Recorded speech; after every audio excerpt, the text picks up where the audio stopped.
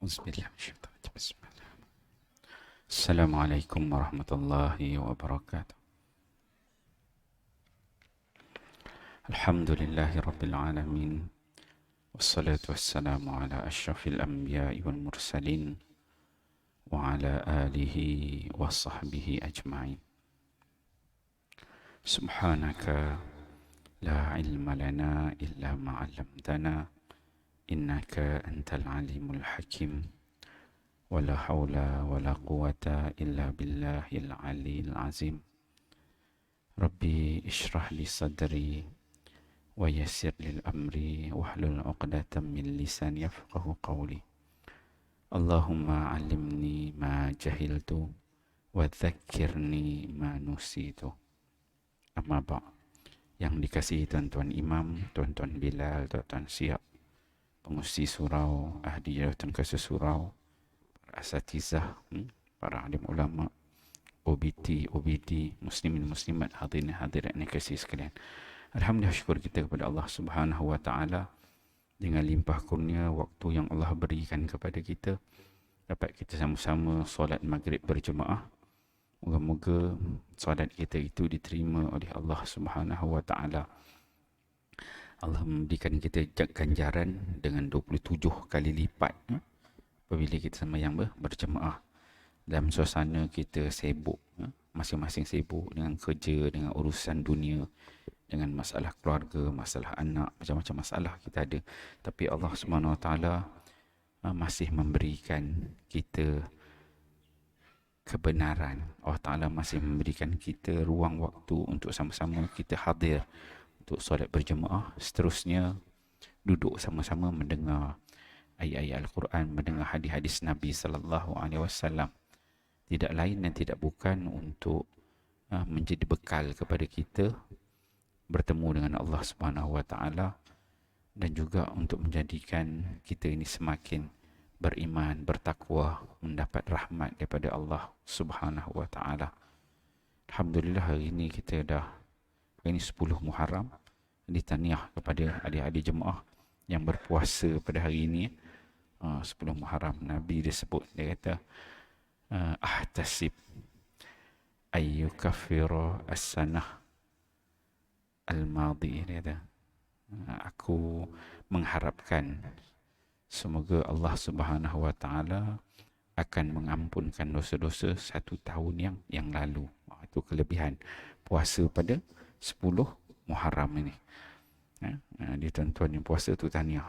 InsyaAllah dosa kita dengan Allah ni tak tahulah nak kira, banyak mana tak dia nak kira. Macam-macam benda lah yang melibatkan manusia satu, yang melibatkan Allah ni dosa kita banyak, tak dia nak kira. Tapi bila ada hadis-hadis Nabi, dia kata kita puasa sehari je, tapi fadilat kelebihan dia diampunkan setahun. Satu tahun punya amalan dosa kita tu dia diampunkan, yang melibatkan hubungan kita dengan Allah Subhanahu wa taala. Bukan dosa-dosa besar lah, dosa-dosa yang kelemahan kita, kurang fokus kita, ada benda-benda kecil dengan Allah taala tak sempurna tu ini, maka Allah Subhanahu wa taala kan akan ampunkan. Jadi kita mengharapkan dengan puasa sehari itu diampunkan setahun. Dan kalau kita tengok dari sudut sejarahnya, 10 tu mula orang Yahudi yang puasa. Maka Nabi kata kita puasa 9 lah, 9 dengan 10. Jadi tuan-tuan yang puasa 9 dengan 10 dah 2 hari. Ada juga ulama kata tak boleh 9 dengan 10, 10 dengan 11. Boleh puasa hari ni dengan besok. Itu benda-benda yang boleh kita amalkan. Moga Allah Subhanahu Wa Taala memberi keberkatan kepada kita. Jadi insya-Allah pada malam ini kita sambung pengajian kita. Kita menggunakan kitab Al-Majmu' Syarah Al-Muhazzab, rujukan muktabar fiqh mazhab Syafi'i. Dia ambil satu tajuk ni, iaitu tajuk di bawah tajuk Salat Jumaat. Karya yang agung itu karya Imam An-Nawawi, salah seorang imam yang besar dalam mazhab Syafi'i dan menjadi rujukan utama. Kitab ni merupakan kitab yang terbitkan oleh Jabatan Mufti Negeri Pahang. So dia memang tajuk yang khusus membicarakan tentang salat Jumaat. Kita dah sampai pada muka surat Akhir sekali kita berhenti pengajian kita pada 11 hari bulan 7 bulan yang lalu pada muka surat 80 87 ya.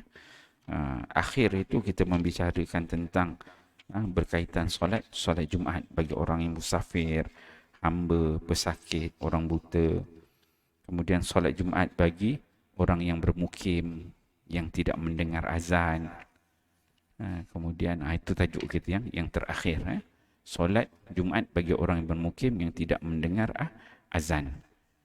InsyaAllah pada malam ini kita masuk tajuk baru. Muka surat 88.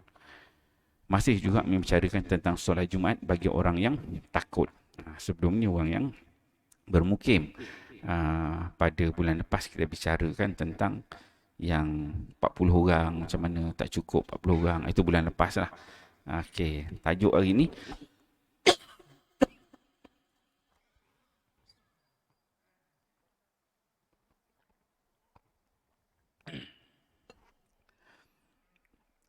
tajuk malam ni ialah solat Jumaat bagi orang yang takut. Bagaimana bagi orang yang takut lah solat Jumaat dia.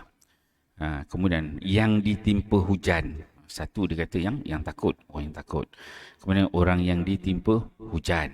Kemudian dan yang menemani pesakit. So ada 3 jenis ditulis dekat sini di bawah tajuk ini Kata qala al-musannif rahimahullahu taala. Ni kata pengarang kata dia. Wala tajibu ala khaifin ala nafsihi aw malihi. Lima rawa ibnu Abbas radhiyallahu anhu anna Nabi sallallahu alaihi wasallam qala man sami'a an-nidaa falam yujibhu fala salata lahu illa min udhrin. Qalu ya Rasulullah wa mal udhru? Qala khawfun aw maradun. ولا تجب على من في طريقه إلى المسجد مطر يبل ثيابه لأنه يتأذى بالقصد ولا تجب على من له مريض يخاف ضياعه لأن الحق المسلم أكد من فرض الجمعات ولا تجب على من له قريب أو صحر أو ذو ود يخاف موته لما روي أنه استصرخ على سعيد بن زيد رضي الله عنه وابن عمر رضي الله عنهما يسعى إلى الجمعة فترك الجمعة ومضى إليه وذلك لما بينهما من القرابة فإنه ابن عمه ولأنه يلحقه بفوات ذلك من الألم أكثر مما يلحقه من مرض أو أخذ مالين. Okey, berkata pengarang. Dia kata qala musannif ni berkata pengarang. Solat Jumaat tidak wajib ke atas orang yang takut keselamatan diri atau hartanya terancam. Pertama dia bawa ni tajuk berkaitan solat Jumaat. Solat Jumaat ini menjadi tidak wajib ke atas orang yang takut keselamatan diri atau hartanya terancam. Dia takut dia nak pergi masjid, takut kena bunuh ke, takut kena rompak, maka dia tak wajib untuk pergi solat Jumaat. Keselamatan diri. Kalau dia pergi solat Jumaat, kena bunuh ke, ada orang nak ganggu dia ke, dia tahu keselamatan dia tak berada pada tahap yang sepatutnya. Maka ketika itu tak wajib solat Jumaat. Tahu nak pergi jumpa solat Jumaat ni, alung dah tunggu depan pintu pagar masjid kan. Dia kata, ni kalau pergi ni memang kena simbah dengan cat warna merah kan. Maka tak perlu pergi. So keselamatan yang pertama. Kemudian dia kata dan hartanya terancam. Dia takut kalau dia pergi mungkin rumah dia ada bertantan emas perak kan. Ada rumah dia pergi, kalau pergi masjid ni kan solat Jumaat habis perompak datang. Jadi dia perlu tunggu rumah dia. Mungkin gad dia cuti ke apa ke, maka hartanya terancam. Pada ketika itu maka tidak wajiblah dia untuk pergi salat Jumaat kata. Okey. Apa dia punya dalil dia? Kerana hadis yang diriwayatkan oleh Ibnu Abbas. So dia ada hadis dia daripada Ibnu Abbas. Dia kata apa anna Nabi sallallahu alaihi wasallam qala man sami'an nidaa falam yujibhu fala salata lahu illa min udhrin qalu ya Rasulullah wa mal udhru qalu khaufun aw marad. Bahawa Nabi sallallahu alaihi wasallam bersabda, sesiapa yang mendengar seruan azan tetapi dia tidak menyahutnya dengan pergi solat berjemaah. Maksudnya menyahut ni pergilah dengar azan tu. Sebelum ni kita dah bincang kan, apabila kita dalam Korea kita ni, dalam kampung ni kita dengar azan, apabila sampainya kita dengar, maka kewajipan tu sampai kepada kita. Dia dengar dah azan, tetapi apa yang berlaku, dia kata tidak menyahutnya, tidak pergi solat berjemaah, solat Jumaat, dia kata. Maka tidak ada solat yang sempurna. Maka maksudnya orang yang tak pergi solat Jumaat ni, tak ada solat yang sempurna kepada dia, melainkan dia solat Jumaat. Maksudnya kalau dia saja semayang kat rumah, tak nak solat Jumaat, la salata lahu, kata Nabi. Maka semayangnya tidak akan sempurna. Dia semayang kat rumah saja, tak nak pergi, semayang zuhur kat rumah kan. Maka itu yang disebutkan la fala salata lahu. Maka solatnya itu tak ada nilai, tidak sempurna. Maka dia kata, maka tidak ada solat yang sempurna baginya, melainkan, ni dia kata melainkan, ada keadaan-keadaan yang dikecualikan, melainkan kerana keuzuran. Mereka pun berkata, wahai Rasulullah, apakah keuzuran itu? Baginda bersabda, ketakutan ataupun penyakit. Jadi ni hadis ni menjadi bukti bahawa kalau sudut keselamatan, kita takut keselamatan diri kita tak selamat, maka ini jenis ketakutan, kata Nabi SAW. Pengarang dia mentakrifkan begitu. Kemudian kita takut harta kita terancam, maka tak perlu juga kita pergi solat Jumaat. Hilang kewajipan itu akan jatuh.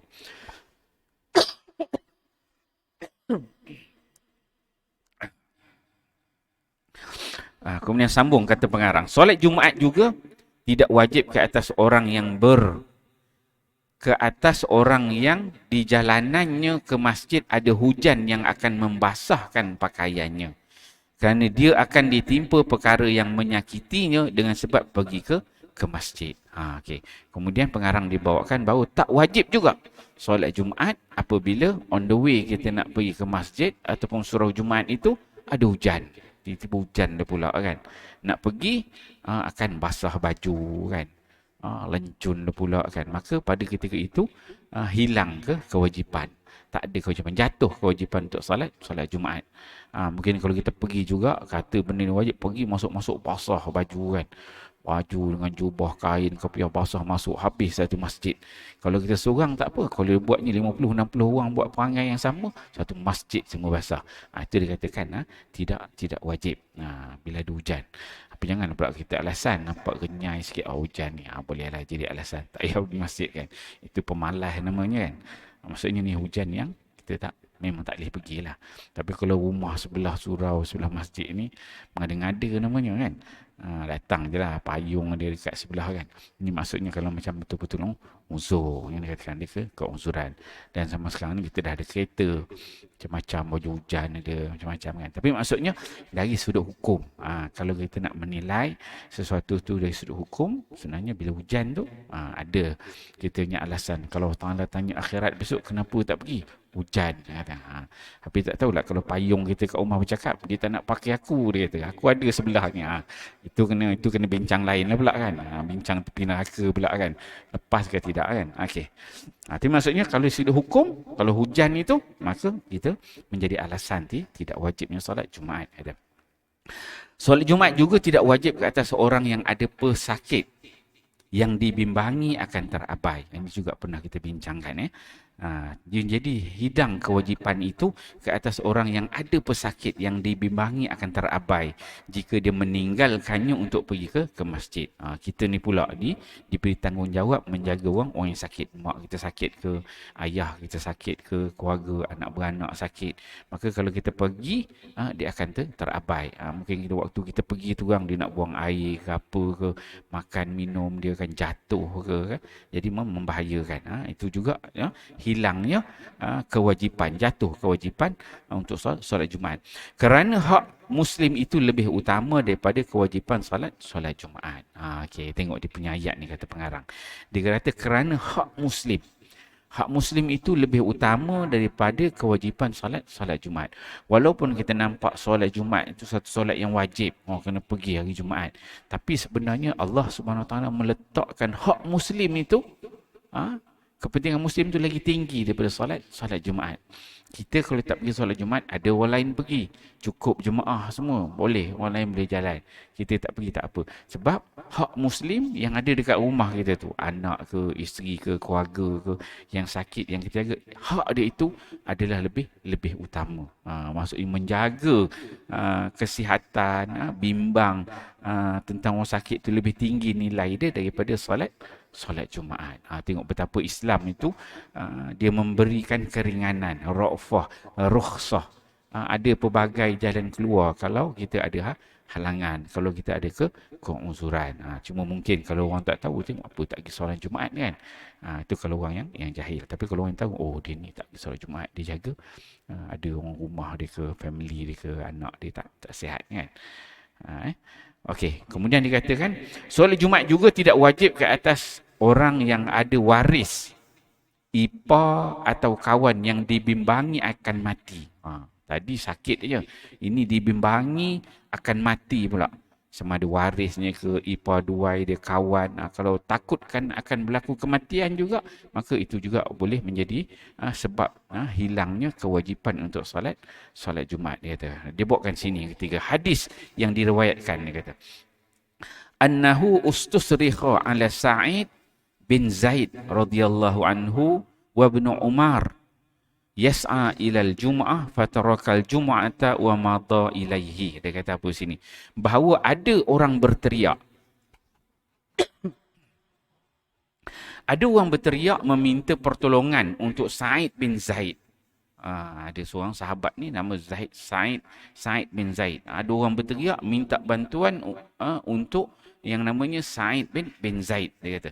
Sedangkan ketika itu Ibnu Umar ni maksudnya anak Sayyidina Umar, Abdullah bin Umar. Abdullah bin Umar masa ketika itu sedang berjalan ke masjid. Dia on the way nak pergi masjid. Nak pergi masjid, anak Sayyidina Umar ni on the way nak pergi masjid, dia dengar ada orang menjerit.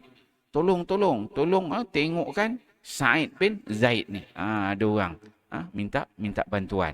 Tak tahulah siapa tengah jalan, dia minta bantuan. Dia kata Sa'id bin Zaid ni perlukan bantuan. Sedangkan pada ketika itu anak Sayyidina Umar, iaitu Abdullah bin Umar, dia memang nak pergi sembahyang Jumaat. Tapi bila dengar kan ada orang berteriak, orang panggil minta bantuan, maka dia kata sini berjalan ke masjid untuk mengajikan solat Jumaat. Lalu beliau meninggalkan solat Jumaat dan pergi kepada Sa'id bin Zaid. Ni dalil lah ni. Dia ambil dalil daripada kisah para sahabat. Jadi ulama-ulama dan mazhab Syafi'i ini dia tengok kisah apa yang berlaku dalam kalangan sahabat yang menjadi dalil, yang menjadi hujah bahawa boleh meninggalkan solat Jumaat. Hanya kita on the way nak bantu orang lain. Tuan-tuan nak pergi masjid, jalan on the way kan. Tiba-tiba ada orang minta tolong kan. Tengah jalan, apa ada masalah tak? Oh, tak apa, tak pergi sembahyang Jumaat, tak apa. Kita tahu ada benda yang besar perlu kita bantu. Ada orang sakit ke apa kan. Yang bukan tadi cerita tentang waris. Kita waris tu ini yang ada kena-mengena kan. Anak beranak yang sakit. Tapi kalau kita on the way je, tiba-tiba ada orang minta bantuan. Maksudnya, dia meletakkan hak Muslim itu. Kepentingan kita menjaga hak Muslim, walaupun kita nak pergi solat Jumaat, fardu atas kita.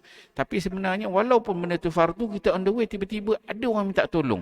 So pertolongan itu level dia lagi tinggi daripada solat Jumaat. Ini bukti yang berlaku kepada anak saya, Sayyidina Umar. Dia tinggalkan solat Jumaat semata-mata kerana nak membantu Sa'id bin Zaid. Ada orang berteriak minta bantuan. Dia kata ini kerana terdapat hubungan kekeluargaan antara mereka berdua. Kerana Sa'id bin Zaid ialah sepupu beliau sebelah ayah. Ada yang pendapat begitu kata para pengkaji. Tapi ada juga pendapat lain kata tak ada. Tapi sebenarnya benda tu hanyalah minta bantuan aja sebab dia kenal. Itu yang ketiga. Kemudian yang keempat dia kata sini, kesakitan yang bakal menimpanya dengan sebab kehilangan. So, dia ada beberapa jenis yang tadi. Ada nombor 3, yang ni nombor 4. 4 ini adalah kesakitan yang bakal menimpanya dengan sebab kehilangan mereka adalah lebih banyak dan lebih teruk daripada apa yang bakal menimpanya dengan sebab penyakit atau harta yang diambil atau dirampas orang. So dia bawakan khulasah kepada nak memahami hadis-hadis Nabi ni, dalil daripada pengarang ni dikatakan kesakitan yang bakal menimpanya, maksudnya sakit yang menimpa orang yang sakit yang berada di rumah tu dengan sebab kehilangan mereka adalah lebih banyak dan lebih teruk daripada apa yang bakal menimpanya dengan sebab penyakit atau harta yang diambil atau dirampas orang. Jadi bila dia tinggal ke rumah tu, ada yang sakit, tu lagi berat sebenarnya. Kalau dia pergi juga masjid, dia balik nanti benda-benda yang berlaku selepas dia balik, mungkin berlaku kematian, mungkin berlaku jatuh, orang nak buang air ke, apa tercicir tengah jalan ke, cicir dalam rumah ke, kencing merata ke. So benda-benda itu Islam melihat benda itulah lagi besar, perlu diambil berat. Ataupun dia balik pada rumah sebab dia tinggalkan harta dia, balik pada rumah tengok rumah dah kena pecah. Tu yang keempat disebut sini. Okey, dia pergi pada huraian. Yang pertama ni dia buatkan takhrij hadis. Hadis Ibnu Abbas ni tadi yang kita baca. Yang disebutkan di atas adalah sahih dan diriwayatkan oleh Abu Daud. Ia telah dijelaskan dalam bab solat berjemaah. So maksudnya hadis yang kita baca ni tadi, dia sebenarnya dah ada dalam bab-bab sebelum ni. Dia kata, hadis teriakan meminta pertolongan untuk Sa'id bin Zaid pula diriwayatkan oleh Bukhari dalam kitab sahih beliau. So hadis tentang ada teriakan yang minta pertolongan untuk Sa'id bin Zaid tu ada dalam Sahih Bukhari, dia kata.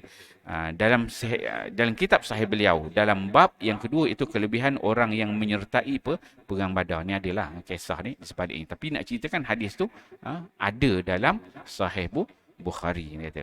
Kemudian dibawakan sini huraian nas matan. Dibawakan satu-satu, dia kata pengarang, pengarang ni Imam Nawawi lah, kata pengarang rahimahullah, dia kata fa innahu ibnu ammihi, dia kata yang kita baca awal tadi, kerana sesungguhnya dia iaitu Sa'id bin Zaid radhiyallahu anhu ialah sepupu beliau sebelah ayah. Ini nak ceritakan Sa'id bin Zaid ni kononnya ni ialah sepupu sebelah ayah kepada Abdullah bin Umar, anak Sayyidina Umar, itu Ibnu Umar, dia kata. Kata-kata ini adalah secara majaz saja. Majaz maksudnya bukan pada hakikat. Bukan yang sebenar. Majaz ni kata bukan kata yang sebenar, kata untuk memberikan gambaran saja, bukan kata-kata yang benar. Sebalik yang benar. Kerana Sa'id ialah Sa'id bin Zaid bin Amr bin Nufail radhiyallahu anhu, manakala Ibnu Umar pula ialah Abdullah bin Umar bin Al-Khattab bin Nufail. Kata perawi, ni perawi hadis ni, dia kata. Dia kata perkataan ustusrikha, diteriakkan meminta pertolongan. Ustusrikha ni dia teriak, minta tolong. Perkataan ini berasal daripada perkataan as-surah, iaitu suara atau teriakan meminta pertolongan. Orang Arab berkata saraha yasruhu, dia bersuara atau berteriak meminta pertolongan. Ini dia bawakan hadis ini tadi, dia huraikan hadis, kemudian dia berikan kita terjemah hadis ni satu-satu, bagi kita faham dengan baik. Ustusrikha tu maksudnya berteriak, daripada perkataan Arab dia saraha, ada suara yang meminta tolong. Kemudian kata pengarang Zuwuddin. Zuwuddin ni siapa dia? Yang mempunyai kasih sayang. Kan kita jumpa depan ni tadi, dia disebut Zuwuddin, dia kata, yang mempunyai kasih sayang. Huruf waw pada perkataan zu dibaca dengan baris depan, maksudnya ialah kawan. Nak ceritakan yang ada, yang melibatkan ikatan kekeluargaan, yang ada kasih sayang, maka dia perlu jaga yang ada di rumah tadi. Kemudian kata pengarang lagi, yakhafu daya'ahu, dia takut atau bimbang keterabaiannya. Yang ni dalam hadis ni menyebut tentang orang yang risau tentang barang-barang yang hilang, dicuri, kan, harta dia tadi. Ini dalam hadis ni, didatangkan satu-satu.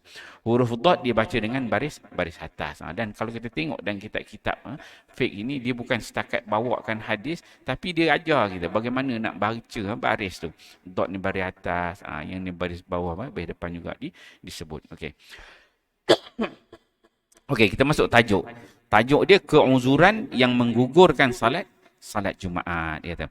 Adapun hukum hakam pula, maka para ashab kita, itu dalam mazhab Syafi'i, berkata, setiap keuzuran yang menggugurkan solat berjemaah pada solat yang lain daripada solat Jumaat turut menggugurkan solat Jumaat.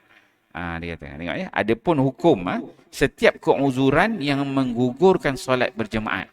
Solat berjemaah. Kita semayang solat subuh, zuhur, asar, maghrib, isya. Yang tu solat berjemaah ya. Dia kata, setiap uzur yang menggugurkan solat jemaah. Kita tak boleh datang subuh, tak boleh datang zuhur, asar, maghrib, isya ni dia kata, pada solat-solat yang lainnya daripada solat Jumaat turut menggugurkan solat Jumaat.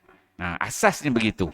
Maksudnya kalau kita semayang biasa ni, yang kita tak dapat hadir, ada keuzuran, maka keuzuran itu juga rangka asasnya juga menggugurkan solat Jumaat. Kita nak pergi semayang subuh ada halangan, ada uzur. Semayang zuhur ada halangan, maghrib isya ada halangan. Maka halangan itu, keuzuran itu asasnya sama juga. Dia juga menggugurkan solat Jumaat. Itu kata ashab dalam mazhab Syafi'i. Maksudnya ulama-ulama dalam mazhab Syafi'i mengatakan bentuk sedemikian secara umum. Melainkan angin kencang pada waktu malam, kerana ia tidak mungkin digambarkan dalam kes solat Jumaat. Lain kalau angin yang kencang. Kita duduk kat rumah ni nak pergi tu ada angin yang kencang. Jadi angin ni dia subjektif. Nak cerita angin tu kencang kuat mana kan, menyebabkan sampai kita tak boleh keluar kan. Angin tu dia kata subjektif. Kalau angin tu betul-betul kuat, kencang, kita tak boleh keluar, kita pula terbang kan. Kerana angin kita terbang sekali. Maka sampai tahap begitu, maka tak hilanglah kewajipan solat Jumaat. Tapi kalau berangin sikit-sikit je, angin sepoi-sepoi bahasa, kita pula nak jadikan justifikasi tak nak pergi solat Jumaat, berangin lah kita kat luar kan, ada angin tiup kan. Maka tak. Sebab itu dia kata subjektif. Tengok kepada keadaan dia. Berkenaan keuzuran dengan sebab lumpur pula. Sebelum ni kita ada tajuk bahagian lumpur. Apabila datangnya lumpur tu hilang kewajipan solat Jumaat. So ini dia ulas kat sini. Berkenaan keuzuran dengan sebab lumpur pula, terdapat 3 wajah di sisi para ashab kita. Maksudnya dalam mazhab Syafi'i, ulama-ulama dalam mazhab Syafi'i dia mengatakan kalau yang lumpur yang ada pada hari Jumaat tu yang menyebabkan gangguan sehingga kita tidak boleh mengerjakan solat Jumaat, ada 3 pendapat kan. Ini dikata ashab kita di Khurasan. Jadi ulama-ulama mazhab Syafi'i ini dia banyak. Kalau Imam Syafi'i itu ada pendapat dia dekat masa di Iraq, masa di Mesir, Qaul Qadim, Qaul Jadid. Kemudian para ashab pula ni ulama-ulama dalam mazhab Syafi'i sendiri. Ulama dalam mazhab Syafi'i ini banyaklah, merata dekat Khurasan, dekat belah-belah Iran sana kan. Ini pendapat ulama-ulama di sebelah sana. Dia kata satu, yang pertama, wajah yang sahih di sisi mereka dan diputuskan oleh para ashab kita di Iraq dan sejumlah besar ashab kita di Khurasan. Lumpur adalah suatu keuzuran pada solat Jumaat dan juga solat jemaah. Jadi kalau ada berlaku lumpur, banjir lumpur ke, lumpur yang ada di tengah-tengah jalan mengganggu untuk kita pergi solat Jumaat, ini juga salah satu bentuk yang menyebabkan hilangnya kewajipan untuk solat Jumaat. Maka dia juga menjadi satu keuzuran. Itu yang pertama. Yang kedua, dia kata lumpur bukanlah suatu keuzuran pada kedua-duanya. Maksudnya lumpur yang ada dekat jalan-jalan ni dia tidak menjadi keuzuran. Sama ada kita nak solat Jumaat ataupun solat berjemaah. Solat fardu biasa. Itu pendapat yang kedua. Kemudian yang ketiga, ia suatu keuzuran pada solat berjemaah, bukan pada solat Jumaat. Maksudnya keuzuran pada solat berjemaah, solat fardu kita biasa. Subuh, zuhur, asar, maghrib, isya, kalau ada lumpur itu menjadi keuzuran. Tetapi bukan pada solat Jumaat. So dia pecahkan. Kalau isu lumpur yang turun ni, dia ada beberapa keadaan. Yang pertama memang dikatakan sebagai keuzuran. Solat Jumaat ke, solat waktu ke boleh tinggalkan. Uzur tu diterima. Yang kedua tak ada langsung. Itu pendapat yang kedua. Lumpur ni tak boleh jadikan keuzuran. Yang ketiga, dia pecahkan bahawa keuzuran pada solat jemaah. Maksudnya solat fardu biasa ni kita jadikan dia sebagai keuzuran. Sebab lumpur tu nak pergi banyak sehari sampai 5 waktu. Tetapi bukan pada solat Jumaat. Maksudnya kalau solat Jumaat ada lumpur kena datang juga. Sebab seminggu sekali je. Tak ada huraian dia. Kita tengok apa kata pengarang dia kata. Wajah ini diceritakan oleh Ar-Rafi'i. Ar-Rafi'i ini ulama dalam mazhab Syafi'i. Dia menyebutkan berdasarkan apa yang diceritakan oleh Abu Al-Makarim, pengarang Al-Uddah, kitab Al-Uddah. Beliau berkata inilah yang difatwakan oleh para imam di Tabaristan. Jadi ulama-ulama mazhab Syafi'i ini banyak dekat negeri Tabaristan lah, Gohid Gostan lah kan. Macam-macam. Sebelah Tantan ni memang banyak mazhab Syafi'i, ulama-ulama dan mazhab Syafi'i. Jadi setiap tempat tu, setiap kawasan tu ada ulama-ulama yang faqih, ulama dalam mazhab Syafi'i. Ulama-ulama yang muktabar, yang mana kata-kata mereka ni dinukilkan dalam kitab. Dan kawasan-kawasan dia itulah yang banyak lumpur. Tempat kita ni disebut lumpur ni rasa macam tak ada kena sangat kan. Mungkin lumpur jalan tak terasa sangat. Mungkin tempat dia tu beza lumpur dia. Tak sama kan tempat kita ni. Dia kata inilah ini terfatwakan oleh para imam, ulama-ulama di Tabaristan yang bermazhab Syafi'i. Kemudian wajah ketiga ini ganjil lagi lemah kerana telah sabit dalam As-Sahihain daripada Ibnu Abbas. Jadi 3 wajah tadi kan. Yang pertama, dia tolak terus bila ada lumpur. Yang kedua, dia terima kalau lumpur. Yang ketiga tu ambil separuh-separuh. Berjemaah itu boleh tinggal. Jumaat tak boleh tinggal. Dia kata wajah yang ketiga ini ganjil lagi lemah kerana telah sabit dalam As-Sahihain daripada Ibnu Abbas. Dibawakan dalil, dia kata annahu qala limuazzinihi fi yaumil jum'ati yauma radghi. Dia kata ay tinin wa zalaqin la taqul hayya 'alas salah qul as-salata fir rihal wa ka'annahum ankaru dhalika faqala fa'ala hadha man huwa khairun minni, yakni Rasulullah sallallahu alaihi wasallam, innal jumu'ata azimah wa inni karihtu an ukhrijakum tamshuna fi tini waddahdi. Ni di dalil ni kita berlakulah pada masa kita Covid itu. Dia kata apa ni? Bahawa ni dia bawakan dalil.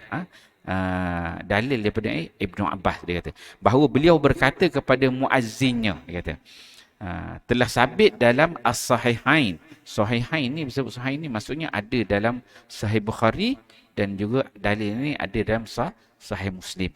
So ada dalam dua-dua kitab ni kuatlah disebut sebagai mutafaqun alaih. Dalil tu dalil yang hujah yang kuat, yang payah nak ditolak. Hadis ni diriwayatkan daripada Ibnu Abbas. Apa kata dia? Yang kata Ibnu Abbas, bahawa beliau berkata kepada muazzinnya pada suatu hari Jumaat, suatu hari yang berlumpur dan bertanah licin. Mungkin hujan, berlumpur, banyak tanah jadi licin. Apa yang dia katakan?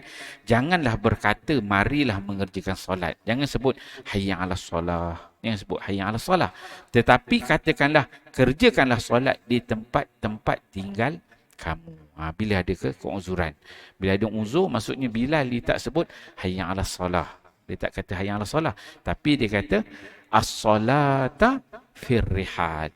Semayang dekat rumah kamu masing-masing. Kan kita Covid ni baru ni, adalah tempat yang dia pergi azan macam tu kan, dia tak sebut hayya 'alas solah. As-salah fi rihal. Dan kalau kita tengok dengan Arab ni, sebab bahasa dia kan, banyak tempat kalau kita tengok dia as-salah fi rihal. Muazzin datang tapi dia tak kata hayya 'alas solah. Sebab hayya 'alas solah tu marilah sembahyang, tak ada as-salah fi rihal. Sembahyang dekat rumah masing-masing. Tapi itu tadi keadaannya berlumpur, jalan jadi licin. Dia kata seolah-olah mereka mengingkari perbuatan beliau. Lantas beliau berkata, perkara ini telah dilakukan oleh orang yang lebih baik daripada saya. Maksudnya Rasulullah sallallahu alaihi wasallam. Ini Ibnu Abbas. Dia kata maksudnya Rasulullah pernah bagi arahan begitu kepada muazzin supaya para sahabat ni tak perlu datang untuk solat berjemaah. Dia kata as-salah fi rihal. Mungkin lepas ni kita boleh apply lah Bilal. Bilal kalau pagi ke Zuhur, Asar, Maghrib, Isyak, tengok Maghrib hujan lebat kan, maka jangan sebut hayya 'alas solah. As-salah fi rihal.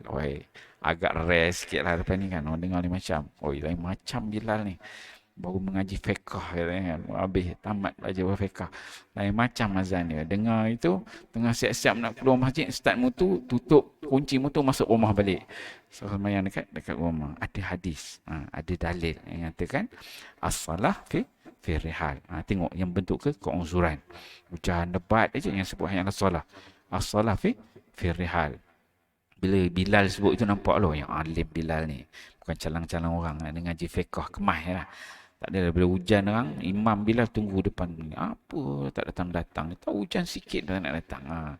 Bezalah cara berfikir. Tapi dah ngaji tu, dia pun as-salah fi rihal, dia pun disembayang dah. Dia orang tak datang ni, kita dah suruh tak payah datang, sembayang rumah, tak payah tunggu. kita semayang je terus kan. So beza cara berfikir. Okey, itu dalil daripada Ibnu Abbas. Ibnu Abbas dia buat, kemudian dia berhujah. Ada orang komen dia, dia kata orang komen dia macam pandai pula Ibnu Abbas nak buat. Tapi sebenarnya dia kata aku buat ni sebab Nabi sallallahu alaihi wasallam pernah buat begitu. Jadi kita faham. Kalau ada keuzuran, Bilal dia kena ubah azan dia. As-salah fi rihal. Okey. Dalam satu riwayat beliau berkata demikian, pada satu hari hujan. Riwayat ini tidaklah menjejaskan penghujahan dengan hadis ini kerana tidak disebutkan dalam hadis ini bahawa terdapat hujan pada hari tersebut. Kerana itulah beliau tidak menyatakan sebab gugurnya solat Jumaat pada hari tersebut melainkan kerana tanah lumpur. Ni kata dalam satu riwayat, dia banyaklah riwayat bila hadis ni. Ada riwayat yang menyebutkan beliau berkata demikian. Siapa beliau ni? Ibnu Abbas. Abdullah bin Abbas. Dia berkata demikian pada satu hari hujan. Pada suatu hari hujan dia kata gitu. Riwayat ini tidaklah menjejaskan penghujahan dengan hadis ini kerana tidak disebutkan dalam hadis ini bahawa terdapat hujan pada hari tersebut. Dia tak bincangkan tentang hujan, tapi dia nak bincangkan tentang lumpur itu, dia satu bentuk keuzuran, tanah licin, dia bentuk keuzuran, dia kata. Kerana itulah beliau tidak menyatakan sebab gugurnya solat Jumaat pada hari tersebut melainkan kerana tanah lumpur. Wallahu alam. Satu, tengok dia kata ini pendengar. Okey, kemudian sambung dia lagi, kata pengarang. Dhabit yang saya sebutkan ini ialah yang telah disebutkan oleh para ashab kita. Dhabit ini merangkumi, apa maksudnya dhabit ni? Dhabit ni iaitu hukum kulli, yakni yang bersifat umum dan menyeluruh, yang terpakai bagi semua juz'inya. Sila rujuk Mu'jam Lughah Al-Fuqaha oleh Dr. Muhammad Rawas dan Dr. Hamid Sadiq. Maksudnya dhabit ni, dalil dia ini, hukum ni bersifat kulli.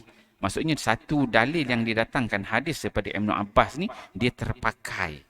Kuli itu secara menyeluruh. Dalil ini digunakan secara menyeluruh. Semua yang berlaku ada keuzuran dekat situ. Bila ada keuzuran tu kita boleh guna pakai hadis ni. Hujan ke, lumpur ke, apa bentuk malapetaka yang datang, maka ketika itu kita boleh guna hujah ni. Itu yang dikatakan sebagai dhabit kulli. Hujah ni secara umum.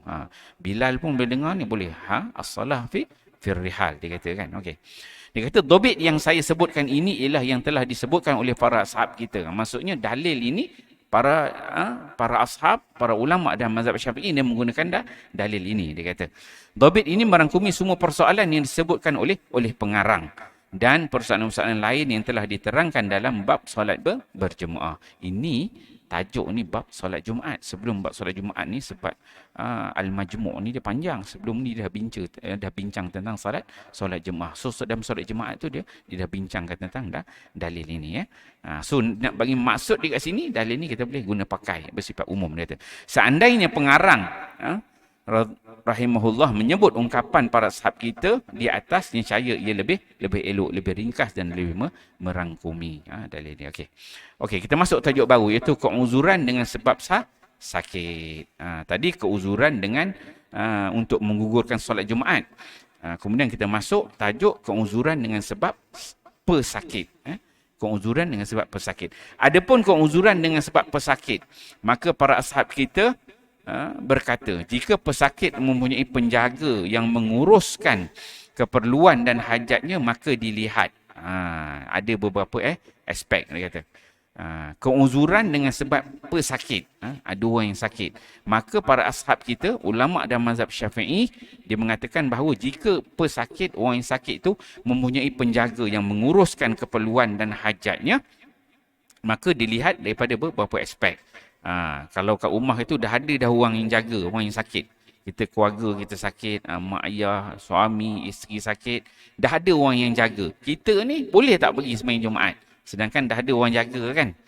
Kita ni, adakah kita ni nak menempel kat situ? So ada beberapa aspek yang dibincangkan. Dia kata, jika pesakit ada hubungan dengan orang ini seperti isteri, hamba, ipar, kawan atau sebagainya, maka dia kata, satu, dia kata, jika pesakit hampir meninggal dunia ataupun belum hampir meninggal dunia, tetapi dia berasa senang hati dengan kehadiran orang ini, maka dia boleh hadir di sisi pesakit dan solat Jumaat gugur daripadanya tanpa khilaf. Tengok bila dia hurai tu nampak detail. Rumah tu dah ada orang jaga dah. Orang jaga dah ada, cukup dah keperluan hajat dia, selamat dia. Tapi kita tu orang penting sebenarnya. Yang mana orang yang sakit tu macam dah nak mati sangat dah. Dah unyau-unyau ikan. Kalau takut kita pergi sembahyang Jumaat, masa sembahyang Jumaat dia mati pula kan. Contohnya kita jaga mak kita ke, ayah kita ke, suami ke, isteri, nampak dah teruk ni. Kita main Jumaat ni. Nak khutbah semua kurang-kurang, pergi balik yang sejam. Kan campur perjalanan semua tu gini. Tapi orang yang sakit tu sebenarnya dia sangat memerlukan kita. Dia kata, abang jangan pergilah bang. Dia rasa macam nak habis ni. Azan dengan takut habis kan. Kata. Maka pada ketika itu, tanpa khilaf. Tanpa khilaf kita tak payah sembahyang Jumaat. Walaupun ada, mungkin ada anak-anak kita yang jaga kan, yang lain. Tapi kita sebagai suami, isteri kita ke, mak kita ke, ayah kita, yang mana dia perlukan kita. Dan kita nampak dia ni teruk. Kalau kita pergi ni kan, ada kemungkinan kita tak tahu dia mati kan. Ada kemungkinan dia boleh mati. Maka pada ketika itu tak payah pergi. Tak payah pergi. Maka kita temankan dia. Yang itu yang disebutkan dia kata, tetapi dia merasa senang hati dengan kehadiran orang ini. Kita tu ada kat situ. Menyebabkan orang yang sakit tu jadi senang hati, lebih selesa kan. Takut dia nak meninggal dunia. Maka dia boleh hadir di sisi pesakit dan solat Jumaat gugur daripada ini tanpa khilaf. Ulama-ulama tak khilaf. Kalau dalam suasana begitu. Tadi kita kata dia yang jaga kan. Ini dah ada orang jaga. Tapi disebabkan dia tu orang penting, maka gugur solat Jumaat tanpa khilaf. Itu satu yang pertama. Yang kedua dia kata, jika pesakit belum hampir meninggal dunia dan dia tidak merasa senang hati dengan kehadiran orang ini, maka solat Jumaat tidak gugur daripadanya pada kaul yang sahih dalam mazhab.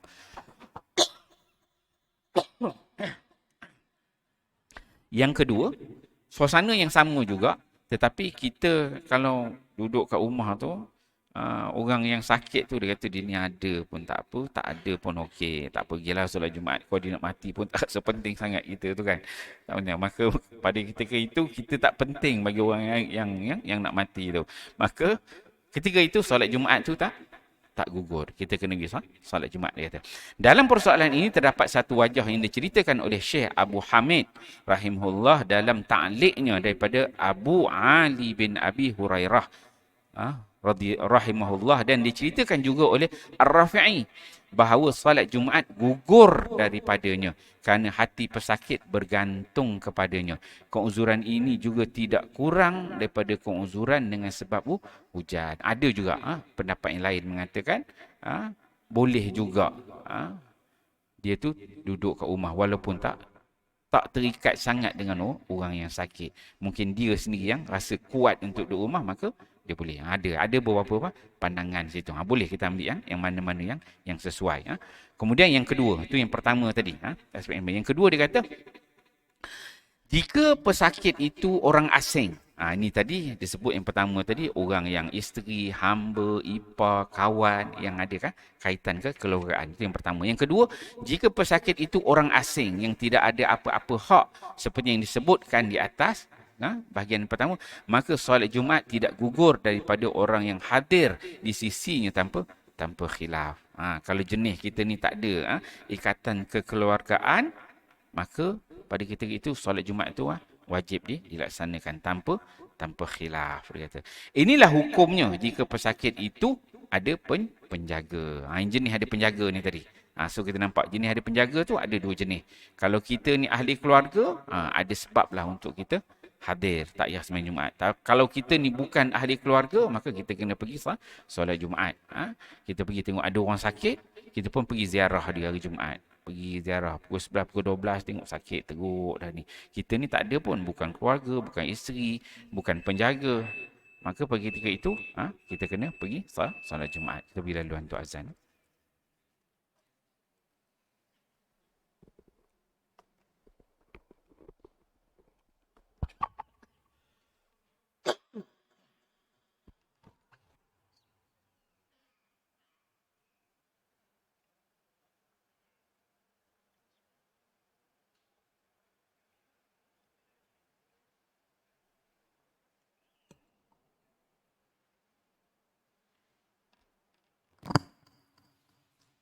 A'udzu billahi minasyaitonir rajim. Bismillahirrahmanirrahim. Subhanallah walhamdulillah wallahu akbar.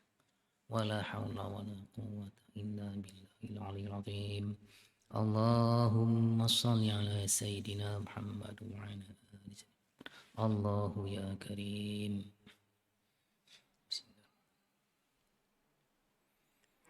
Allahu akbar,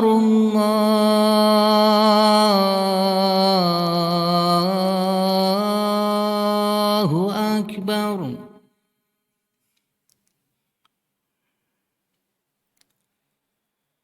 Allahu akbar, Allahu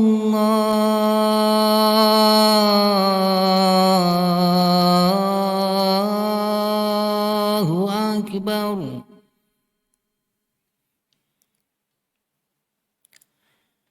أشهد أن لا إله إلا الله.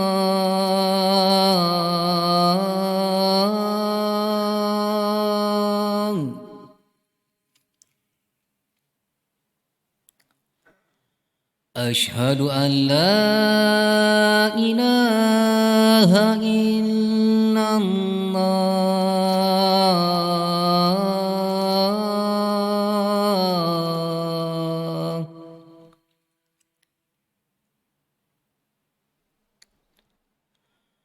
أشهد أن محمد رسول الله.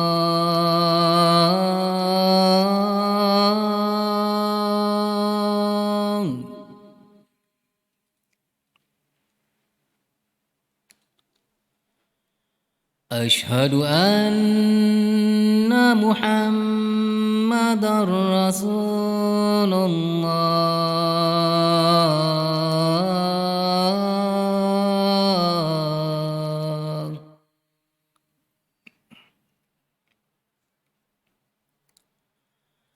حي على الصلاة.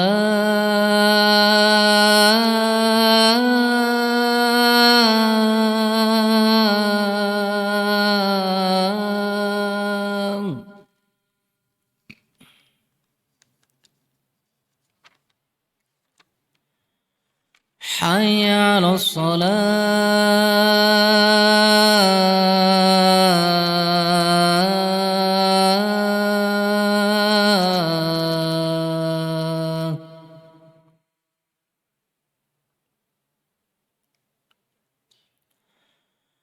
حي على الفلاح.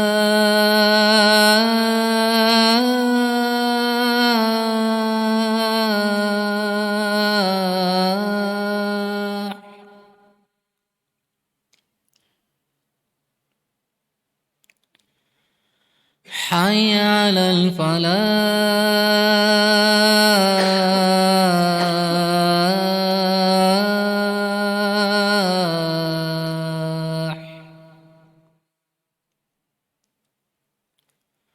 الله أكبر،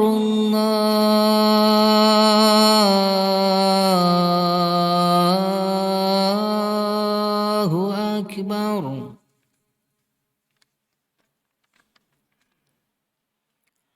لا إله إلا الله.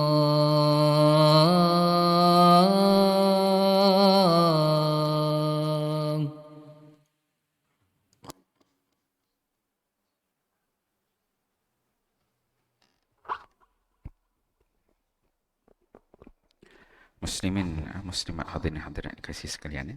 So kita habiskan ni sikit ni bab ni. Dia lagi dua perengan. Okey, apa yang telah kita bincangkan tadi? Tajuk kita pada hari ini kita membincangkan tentang solat Jumaat bagi orang yang takut, satu. Kemudian yang ditimpa hujan, kemudian yang menemani pesakit. Yang sakit kita dah bincang pada bulan lepas. Ini yang menemani pesakit. Yang takut, ditimpa hujan dan menemani pesakit. Kalau takut tadi ada takut keselamatan diri, satu. takut harta terancam. Kalau hujan tadi ada bincangkan ada beberapa jenis yang keuzuran, lumpurnya dengan air turunnya, semua tu menjadi penghalang. Dan daripada yang hujan tu tadi datangnya dalil boleh bila sebut as-salah fi rihal. Kemudian ini yang terakhir ni tadi, apabila dalam konteks menemani pesakit. Kita sebagai menemani pesakit. Yang sakit tu satu, ni menemani pesakit. Menemani pesakit tu ada beberapa bahagian. Kalau kita yang teman terus, itu memang ada keuzuran. Tapi ini yang dia katakan ada dua tadi. Yang menemani pesakit dah ada dah orang yang jaga pesakit tu. Kita tu diperlukan oleh pesakit juga. Takut dia mati apa, anak-anak dah jaga. Maka ketika itu kita boleh tinggalkan juga tu Jumaat. Satu. Kemudian dia kata yang kedua, kalau kita pergi pula, kita ni tak ada kaitan kekeluargaan. Masuk waktu Jumaat, kita ziarah kan, kita ziarah dia. Masa pada ketika itu tak ada khilaf dalam kalangan ashab kita, maka kita kena pergi solat Jumaat sebab kita bukan orang yang penting. Bukan kita menemani pesakit, kita pergi ziarah. Dah ada dah orang yang menemani pesakit. Kalau yang pertama tadi, kita ahli keluarga dalam tu. Ada orang jaga, tapi kita tu sebahagian daripada keluarga. Kita tu diperlukan. Okey, itu dua bahagian. Kemudian pengarang dibawa juga. Ini yang terakhir, penutup ni. Dalam bab ni dia kata, adapun jika pesakit itu tidak ada penjaga, maka Imam Al-Haramain dan yang lain mengatakan bahawa, ni dia bawa pula pandangan Imam Al-Haramain dalam mazhab kita juga. Dia kata mengatakan bahawa, dia kata satu, jika dia bimbang pesakit akan binasa sekiranya dia tidak ada bersamanya, maka ia suatu keuzuran yang menggugurkan solat Jumaat, sama ada pesakit itu orang yang ada hubungan dengannya ataupun orang asing. Maka mereka berkata ini kerana menyelamatkan orang Islam daripada kebinasaan adalah fardu kifayah. Kata satu. Okey. Kemudian yang kedua, jika pesakit boleh ditimpa mudarat yang jelas dengan sebab ketiadaan di sisi pesakit, tetapi penolakan mudarat tersebut tidak sampai ke tahap fardu kifayah, maka dalam soalan ini terdapat tiga wajah. Yang pertama tadi, ini kalam daripada Imam Haramain. Dia bawa banyak pendapat, banyak pandangan kan. Yang pertama dia kata, Imam Haramain kata jika bimbang pesakit tu akan binasa, mati ke, kalau dia tak ada bersama dengannya, maka pada ketika itu dia menjadi keuzuran. Boleh tinggalkan solat Jumaat. Sama macam sebelum ni. Tapi dalam konteks ini dia kata, sama ada orang rapat ke, jauh ke, boleh dia jadi fardu kifayah pada ketika itu. Kemudian yang kedua dia kata, jika pesakit boleh ditimpa mudarat yang jelas dengan sebab ketiadaannya di si pesakit, tetapi penolakan mudarat tersebut tidak sampai ke tahap fardu kifayah, maka dalam soalan ini terdapat tiga wajah. Satu, wajah yang paling sahih, perkara tersebut dikira suatu keuzuran juga. Uzur juga boleh tinggalkan solat Jumaat. Kedua, tidak menjadi keuzuran. Ketiga, suatu keuzuran pada pesakit yang ada hubungan dengannya, bukannya pada pesakit yang merupakan orang asing. So dia pecahkan dua. Okey, so ada tiga wajah.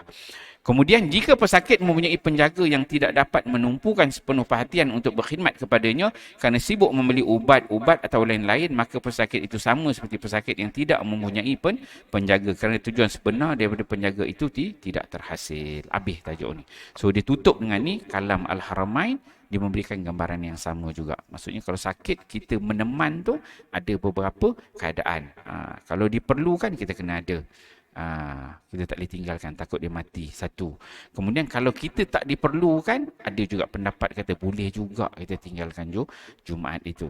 Kemudian yang ketiga, kalau orang tu orang asing juga, ada juga pendapat dalam mazhab kita kata boleh juga kita tinggalkan Jumaat itu. Maksudnya luasnya hukum yang dibincangkan oleh para ulama dan mazhab Syafi'i ini berkaitan nak tinggalkan solat Jumaat. Bukan nak kata jangan tak payah solat Jumaat, tapi nak faham hukum tu maksudnya luas. Ada macam-macam alasan yang boleh dipertimbangkan, dan ulama-ulama dan mazhab kita sendiri pun ada berbeza pandangan. Kemudian dia nilai juga yang akhirnya dia kata kalau ada orang jaga, kita ni dah ada orang jaga dah pesakit tu, tapi orang yang menjaga tu sibuk pula nak pergi beli ubat lah, itu kejap ada lah sana sini, maka kita seolah-olah masih diperlukan juga. Maka itu juga dipertimbangkan oleh pengarang kitab. So kita boleh simpulkan bahawa kalau menjaga pesakit ni ada angle tu banyak yang membawa kepada kita kena tinggalkan Jumaat. Ada ruang yang membolehkan kita tinggalkan Jumaat itu. InsyaAllah habis bab ni insyaAllah pada bulan depan kita akan masuk pula tajuk solat Jumaat bagi orang yang ada keunzuran tetapi hadir ke masjid. Tadi keunzuran dia tinggal masjid. Ini dia uzur, lepas tu dia hadir pula ke masjid. Bagaimana pula pendapat-pendapat ulama pembahagian dia? Kita huraikan pada bulan depan ni insya-Allah. Auzubillahi minasyaitonir rajim. Bismillahirrahmanirrahim. Alhamdulillahirabbil alamin wassalatu wassalamu ala asyrafil anbiya'i wal mursalin wa ala alihi washabihi ajmain. Allahumma ij'al jam'ana hadza jam'an marhuma wa tafarruqana min ba'dihi tafarruqan ma'suma wa la taj'al lahumma fina syaqiyyan wa la matruda wa la mahruma bi rahmatika ya arhamar rahimin. Rabbana atina fid dunya hasanah wa fil akhirati hasanah wa qina adzabannar. Sallallahu ala sayyidina Muhammad wa ala alihi wasallam walhamdulillahi rabbil alamin. Assalamualaikum warahmatullahi wabarakatuh.